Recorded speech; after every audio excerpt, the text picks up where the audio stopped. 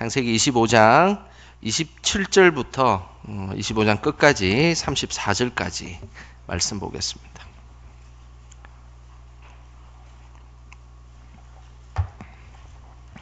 창세기 25장 27절부터 34절까지 우리 한 목소리로 말씀 읽겠습니다. 그 아이들이 장성함에 에서는 익숙한 사냥꾼이었으므로 들사람이 되고 야곱은 조용한 사람이었으므로 장막에 거주하니 이삭은 에서가 사냥한 고기를 좋아하므로 그를 사랑하고 리브가는 야곱을 사랑하였더라. 야곱이 죽을 쑤었는데 에서가 들에서 돌아와서 심히 피곤하여 야곱에게 이르되 내가 피곤하니 그 붉은 것을 내가 먹게 하라 한지라. 그러므로 에서의 별명은 에돔이더라. 야곱이 이르되 형의 장자의 명분을 오늘 내게 팔라. 에서가 이르되 내가 죽게 되었으니 이 장자의 명분이 내게 무엇이 유익하리요. 야곱이 이르되 오늘 내게 맹세하라. 에서가 맹세하고 장자의 명분을 야곱에게 판지라. 야곱이 떡과 팥죽을 에서에게 주매 에서가 먹으며 마시고 일어나 갔으니 에서가 장자의 명분을 가볍게 여김이었더라. 아멘. 자, 오늘도 우리 옆 사람에게 인사했으면 좋겠습니다. 하나님 주신 한 날 살아간다고 고생 많으셨습니다. 이렇게 한번 인사하겠습니다. 예. 저 오늘 이 여름을 끝내는 이제 가을 시작비가 내리기 시작했습니다. 아마 이제 내일부터는 좀 시원하지 않겠나 그렇게 기대를 해봅니다. 우리 성도님들의 삶의 자리도 늘 하나님 주신 은혜로 평안하게 살아가시기를 주님의 이름으로 축복합니다. 동서고금을 막론하고 우리 인간에게 아주 중요한 덕목이 하나가 있습니다. 그것은 바로 절제라는 것입니다. 절제는 세상의 어떤 힘보다 강한 힘을 발휘합니다. 라이언 홀리데이라는 사람이 쓴 절제 수업이라는 책에 나오는 이야기인데요. 로마 시대의 최고의 권력을 가지고 있었던 네로 황제의 이야기입니다. 그는 세상에 부러울 것이 없는 강한 힘을 가지고 있었지만 그를 가르쳤던 세네카라는 철학자가 있었습니다. 이 두 사람의 이야기를 잘 보면 진짜 힘은 어떤 것일까라는 것을 우리가 잘 알 수 있게 됩니다. 그 내용을 제가 한번 일부분 소개를 하도록 하겠습니다. 로마 제국의 5대 황제 네로가 광기에 사로잡히자 그의 철학 스승이었던 세네카는 망설이지 않고 황제 곁을 떠나겠다고 하며 자유의 몸이 되는 대가로 자기 재산 전부를 내놓겠다고 했습니다. 이 말에 네로는 아주 충격을 받았습니다. 누가 모든 것을 포기할 수 있단 말인가? 그 누가 돈보다 명예를 더욱 가치 있게 이길 수 있단 말인가? 라고 하면서 충격을 받은 겁니다. 격분한 네로는 후에 시골집에 간 세네카를 독살하려고 명령을 했습니다. 하지만 그 시도는 실패를 했는데 나무에 열린 작은 열매와 물만 먹는 세네카의 소박한 식습관 때문에 독살할 방법이 없었기 때문이라고 전해지고 있습니다. 오늘 이 글을 보면서 여러분들은 이 세네카가 더 힘이 있는 사람인 것 같습니까? 네로가 더 힘이 있는 것 같습니까? 세네카가 더 힘이 있는 사람인 것 같죠. 이것은 바로 절제에서 오는 힘입니다. 우리가 어떤 일들을 해나갈 때 그 일들을 절제하고 통제할 수 있다면 그 사람은 더 큰 힘을 발휘할 수 있다라고 할 수 있는 것이죠. 먹는 것조차 절제하며 지냈던 세네카는 절대 권력, 네로조차도 어떻게 할 수 없는 그런 더 큰 힘을 발휘했다라는 것입니다. 절제의 힘은 세상의 어떤 권력보다 더 큰 힘을 발휘하는 것입니다. 우리도 살아가면서 절제함을 통하여서 세상을 당당하게 살아가는 우리 모두가 되시기를 주님의 이름으로 축복합니다. 이삭은 40세에 결혼을 하여 20년간 아이를 낳지 못했습니다. 그리고 하나님께 기도하자 60세가 되던 그 해에 쌍둥이를 낳게 되었습니다. 이 쌍둥이 자녀의 모습이 오늘 27절에 이렇게 소개되고 있습니다. 우리 27절 같이 함께 읽어보겠습니다. 그 아들이 장성함에 에서는 익숙한 사냥꾼이었으므로 들사람이 되고 야곱은 조용한 사람이었으므로 장막에 거주하니. 쌍둥이 중에 형인 에서는 오늘 성경이 이렇게 소개하고 있습니다. 익숙한 사냥꾼이다 라고 소개하고 있습니다. 이 익숙한이라는 이 표현은 아주 능숙하다라는 표현도 있지만은 거칠고 다혈질적인 그런 사냥꾼이었다라는 것입니다. 그러니까 이 에서의 성격은 아주 터프하고 그리고 잘 참지 못하는 그런 성격이었다라는 것입니다. 하지만 동생은 오늘 성경에 야곱은 조용한 사람이다라고 말씀하고 있습니다. 이 조용하다라는 이 표현은 히브리어 탐이다라는 단어를 쓰는데 이 탐이라는 이 단어는 경건한, 친절한, 절제한 이런 뜻입니다. 그러니까 이 야곱은 조용한 사람이었음에 틀림없지만 그러나 더 깊이 들어가면 이 야곱은 경건하고 친절하고 절제된 사람이다라고 성경은 소개하고 있다는 것입니다. 두 사람의 성격적 분위기는 완전히 다릅니다. 형은 아주 다혈질적이고 잘 참지 못하는 성격이라면 동생은 차분하고 절제를 잘하는 성격의 모습을 보이고 있습니다. 그런데 문제는 오늘 이 이삭과 리브가가 자녀를 똑같이 사랑하면 좋은데 각각 좋아하는 자녀들이 달랐다는 사실입니다. 오늘 그 모습이 그 다음 절에 나오는데 우리 28절 같이 한번 읽어보겠습니다. 이삭은 에스가 사냥한 고기를 좋아하므로 그를 사랑하고 리브가는 야곱을 사랑하였더라. 여기서 이삭과 리브가는 자녀를 사랑하는 태도가 달랐습니다. 자, 잘 보시면 이삭은 조건적으로 자녀를 사랑하고 있습니다. 이 28절의 전반부에 보시면 이삭은 에서를 사랑했다라고 이야기하는데 근데 조건이 달려 있습니다. 뭐 때문에 사랑했다고요? 사냥한 고기를 좋아함으로. 에서가 사냥했던 고기가 너무 좋아서 에서를 사랑했다라는 조건적 사랑을 표현하고 있습니다.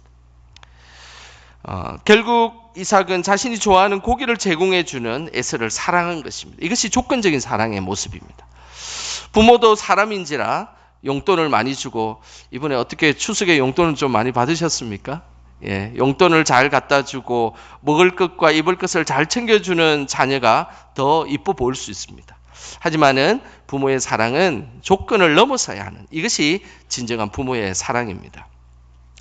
리브가는 야곱을 사랑했다라는 이 성경의 표현에는 어떠한 조건이 들어있지 않습니다. 그냥 리브가는 야곱을 사랑하였다라고 아주 단순하고 담백하게 성경은 기록되어 있습니다. 왜냐하면 리브가는 조건을 달고 야곱을 사랑하지 않았다라는 것입니다. 여기에서 문제는 조건적으로 어떤 대상을 사랑하게 되면 그 대상은 자꾸만 사랑받으려고 그 조건을 계속해서 행동한다는 사실입니다. 부모가 물질을 조건으로 자녀를 사랑하게 되면 자녀는 물질에 집중하게 되어 있습니다. 그리고 부모가 학업을 조건으로 자녀를 사랑하게 되면 자녀가 학업에 집중하게 되어 있습니다. 근데 문제는 물질과 학업을 통하여 부모의 그 조건을 충족시키지 못할 때는 자녀들은 엄청난 스트레스를 받게 되어 있다는 사실입니다. 항상 조건 없이 있는 그대로 사랑해 주시는 하나님처럼 우리도 조건 없이 사랑하기를 주님의 이름으로 소망합니다. 조건을 가지고 사랑받았던 에서는 자꾸만 더 거칠어지고 중요한 일을 위해 절제하지 못하는 사람으로 변해갔습니다. 어느 날 야곱이 죽을 쓰고 있었습니다. 붉은 죽이었죠. 우리나라 치면 팥죽과 같은 붉은 죽을 쓰고 있었습니다. 그때에 에서는 사냥하고 나서 매우 허기진 상태로 돌아왔습니다. 동생이 죽을 쓰고 있으니까 에서는 참을 수가 없었습니다. 이때 야곱은 평소에 절제를 잘하지 못하고 충동적인 에서를 너무나 잘 알고 있었습니다. 그래서 자신의 속마음을 담긴 제안을 그 순간에 자신의 형 에서에게 하기 시작했습니다. 그 모습이 31절입니다. 우리 31절 한번 읽어보겠습니다. 야곱이 이르되 형의 장자의 명분을 오늘 내게 팔라. 야곱은 에서에게 장자의 명분을 주면 죽을 줄 것이다 라고 이야기를 했습니다. 충동적이고 당장에 자신의 배고픔을 해결하기 위해서 장자의 명분 같은 것은 에서에게는 별로 중요하지 않았습니다. 지금 당장에 나에게 주어진 죽만 먹으면 된다라고 생각했던 것입니다. 당시의 장자의 명분은 아주 중요한 세 가지의 특권을 성경은 말씀하고 있습니다. 장자의 명분에는 세 가지가 있습니다. 하나는 제일 첫 번째는 통치권이 있고, 또 하나는 재산권이 있고, 또 하나는 축복권이 있습니다. 통치권이라는 것은 가족의 장자는 가족 전체의 중요한 결정을 그 장자가 하게 되어 있습니다. 그러니까 통치권을 가지고 있는 것이죠. 그리고 재산권을 가지고 있기 때문에 다른 자녀보다 2배의 재산을 유산으로 물려받을 수 있는 권한을 그 당시의 장자들은 가지고 있었습니다. 그리고 축복권은 다른 것이 아니라 자자손손 윗대부터 내려오는 그 축복이 장자를 통해서 그 축복이 주어진다는 그 축복의 특권도 이 장자의 명분에 있었던 것입니다. 이렇게 장자라는 것은 단순한 것이 아니었습니다. 통치권과 재산권과 그리고 축복권이라는 이 세 가지를 받을 수 있는 아주 귀한 특권이 이 장자의 명분이었습니다. 그런데 이 중요한 장자의 명분을 죽 한 그릇에 팔아버린 것입니다. 그래서 에스의 이 무절제하고 충동적인 모습이 32절에 그대로 드러납니다. 우리 32절 한번 보겠습니다. 에스가 이르되 내가 죽게 되었으니 이 장자의 명분이 내게 무엇이 유익하려? 지금은 에스는 매우 흥분한 상태입니다. 죽을 안 먹으면 죽을 것 같은 모습을 보이는 것이죠. 우리가 사실 뭐 밥 한 끼 안 먹는다고 죽지는 않지 않습니까? 근데 오늘 에스는 밥 한 끼 안 먹는다고 이제 죽을 것 같은 과장된 말을 하고 있습니다. 그러면서 내게 무엇이 유익하리요?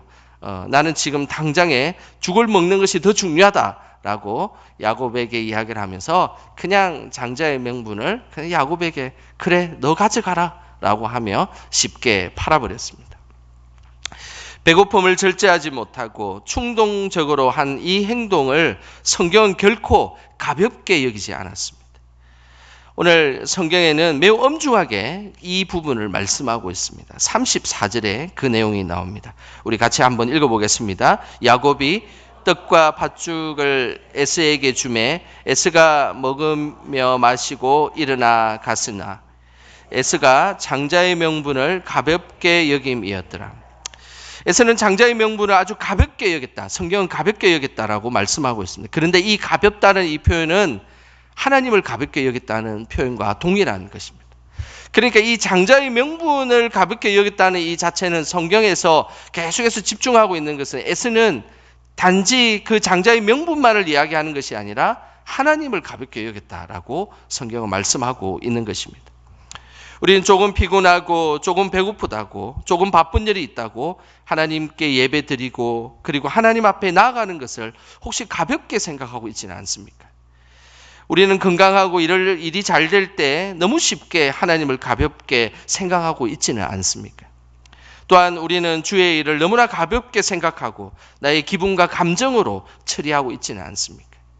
이 사실에 대해서 성경은 결코 간과하지 않습니다. 분명한 그 부분은 분명히 하나님 앞에 잘못되었다라는 것을 분명하게 말씀하고 있습니다. 히브리서 12장 16절에도 동일한 말씀이 있습니다. 우리 화면을 보시면서 함께 읽어보겠습니다. 음행하는 자와 혹 한 그릇 음식을 위하여 장자의 명분을 판 에스와 같이 망령된 자가 없도록 살피라. 하나님의 것을 가볍게 여긴 사람은 오늘 성경에는 망령된 자다라고 말씀하고 있습니다. 망령된 자는 하나님이 그 마음속에 없는 사람이다라는 표현입니다. 실제 믿음이 있는 것처럼 보이지만 그 사람이 행동하고 말하고 그리고 충동적인 모습들을 보일 때 왠지 그 사람은 하나님이 없는 것처럼 보인다라고 보여질 때 그 사람을 향해서 망령된 자다라고 성경은 말씀하고 있습니다. 히브리서 12장 16절 쉬운 버전 성경으로 보면 이 망령된 자라는 이 표현이 더 명확하게 나옵니다. 우리 화면을 보시면서 쉬운 성경 버전으로 한 번 더 읽어보겠습니다. 성적인 죄를 범하지 말며 에서처럼 하나님을 생각하지 않는 사람이 없도록 하십시오. 에서는 맏아들로서 아버지의 모든 것을 다 받을 수 있었지만 한 그릇에 먹을 것을 위하여 맏아들의 특권을 팔고 말았습니다. 하나님 앞에 이 장자의 명분 이 하나 자체는 단지 장자의 명분이라는 축복의 그것을 넘어서서 그것은 바로 하나님을 가볍게 여겼다는 겁니다. 오늘 성경에는 하나님을 생각하지 않는 사람이다. 하나님을 오히려 귀하게 여기지 않는 사람이다라고 분명하게 말씀하고 있습니다. 망령된 자는 하나님을 생각조차 하지 않는 사람입니다. 우리의 말과 행동이 하나님 앞에 절대되지 못하고 통제되지 못하면 결국 그 사람은 사실은 그의 마음속에 하나님이 없다라고 성경은 말씀하고 있다는 것입니다. 우리의 삶에 우리는 더욱더 절제된 모습 그리고 하나님 앞에 통제된 모습으로 살아가야 합니다. 그런데 그 절제의 그 모습 깊은 곳에는 우리의 믿음이 하나님이 있는 믿음이 되어야 한다는 사실을 꼭 기억하시길 바랍니다. 우리가 행했던 모든 것들 가운데 하나님이 없는 것처럼 행동할 수 있다는 사실을 항상 우리는 조심해야 되는 것입니다. 우리는 하나님의 것과 하나님의 일을 너무 가볍게 여기지 않기를 바랍니다.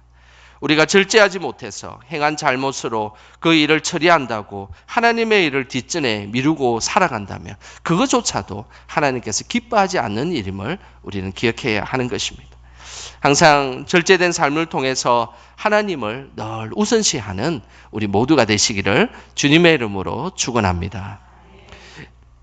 이 시간 찬양하며 기도하는 시간 갖겠습니다. 내가 주인 삼은 찬양하겠습니다.